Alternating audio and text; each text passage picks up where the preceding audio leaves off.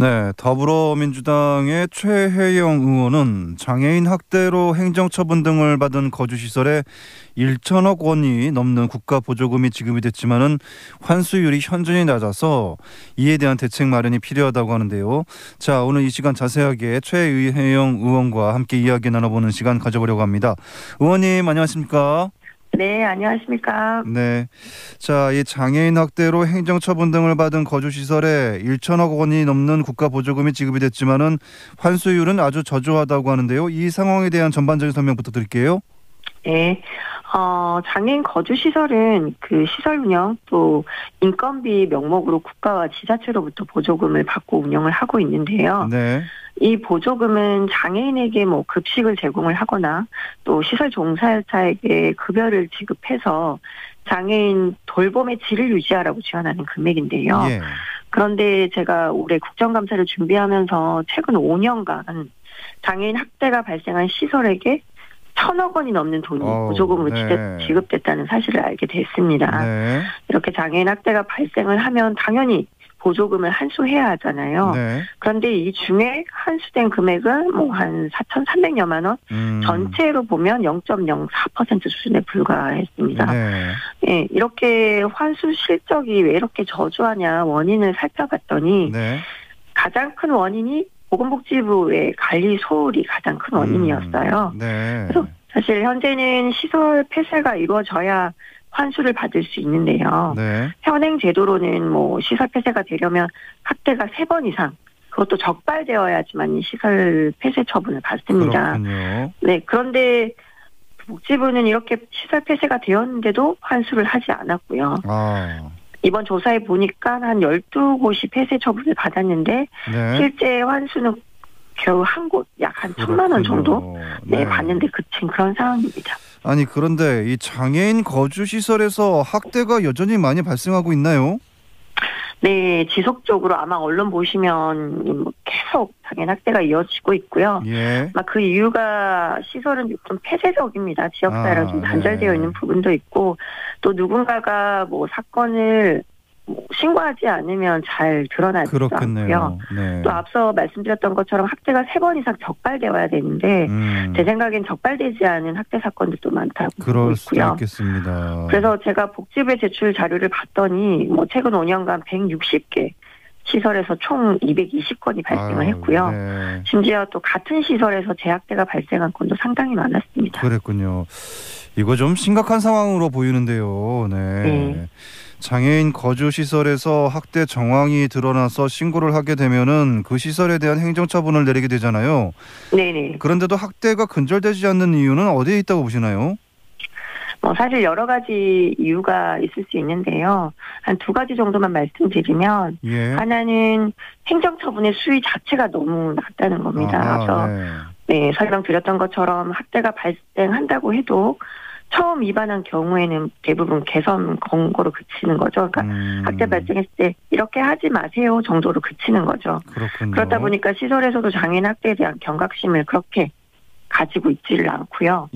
또 하나는 시설 폐쇄 이후에 다른 거주 시설을 운영을 해도 뭐 복지부나 지자체가 파악하기 어렵다는 겁니다. 네. 현행법으로는 지금 폐쇄 처분을 받은 시설장은 1년간 다른 시설을 운영할 수 없도록 되어 있는데요.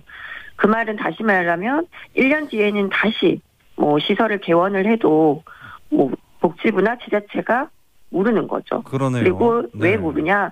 즉각 파악할 수 있는 시스템이 없습니다. 그렇다 보니까 마음만 먹으면 언제든지 학대를 저질러도 시설장이 다시 사회복지계로 돌아올 수밖에 없는 거죠. 이것도 좀 제도 개선이 필요해 보입니다. 네. 행정처분을 받은 곳 중에서도 처분 수위가 낮다는 지적도 있는데 어떻게 생각하십니까? 네, 맞습니다. 앞서 말씀드렸던 것처럼 거의 뭐 개선 명령으로 되는 경우들이 많이 있고요. 이 행정처분 외에도 학대를 저지른 시설장이나 또 종사자분들이 소송을 합니다. 그래서 뭐 소송 끝에 뭐 징역형 등을 받는 경우도 있기는 한데요. 제가 최근 판례를 보니까 대부분 기소유예로 끝나는 경우들이 많고 그리고 징역형을 더라도 평균 뭐 1년 8개월 정도에 그치는 거죠. 그래서 대부분 솜방망이 처벌이라고 할 수 있겠죠. 장애인들을 상대로 학대를 저질렀는데 대부분 기소유예로 끝난다. 이것도 문제네요. 네. 네. 자, 계속해서 장애인 학대가 근절되고 있지 않아서 시급한 대처가 필요해 보이는데요. 네. 보조금, 환수 등 더 구체적인 제도 어떤 것들이 필요할까요? 네, 우선은 제가 원하는 건 원 스트라이크 아웃제가 필요하다고 보는데요. 예. 한 번이라도 장애인 학대가 발생한 시설에 대해서는 즉각 보조금을 환수할 수 있도록 지침 마련하는 그렇군요. 것이 네. 제일 먼저 필요할 것 같고요. 네. 그리고 지금보다 강력한 수준의 처벌을 받을 수 있도록 하는 장애인 학대 범죄에 대한 양형 기준 마련을 하는 게 좀 필요할 것으로 보이고요. 네.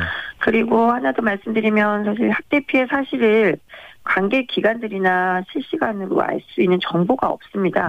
사실 지역사회에서 어떤 기관들이 저 시설에서 뭐 학대가 일어났다 또는 장애인 당사자가 시설에 들어가고 싶어도 선택할 수 있는데 이런 정보를 알지 못하면 학대가 일어나는 시설에 들어갈 수밖에 없잖아요. 맞아요. 그래서 이런 관계기관들 당사자들이 실시간으로 알 수 있도록 하는 정보 공유하는 시스템 마련이 필요한 것으로 보입니다. 까지 다 필요해 보입니다. 원 스트라이크 아웃제, 또 장애인 학대 범죄에 대한 양형 기준 마련, 그리고 정보 공유 시스템, 이거 다 필요해 보입니다.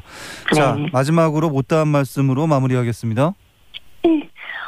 장애인이라는 이유로 또 사회적 약자라는 이유로 차별하거나 학대 사건들이 일어나서는 절대 안 됩니다. 그런데 그러나 매년 장애인 학대는 기사와 언론을 통해서 보고되고 있듯이 이런 기사들을 본 많은 분들이 사실 마음 아파하시고 화가 난다고 하시는데요.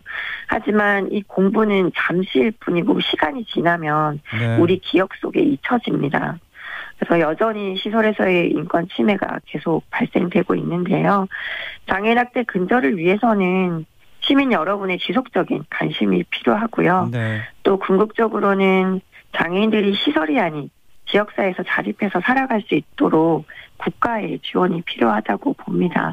그래서 저의 남은 국정감사와 또 의정활동 기간에도 장애인을 포함한 우리 사회 약자들의 인권 보호와 권익 증진, 그리고 더 나아가서 누구나 편안한 세상, 누구나 행복한 세상을 만들도록 노력하겠습니다. 알겠습니다. 여러분들의 많은 관심 부탁드리겠습니다. 네, 오늘 말씀 잘 들었습니다. 말씀 고맙습니다. 네, 감사합니다. 네.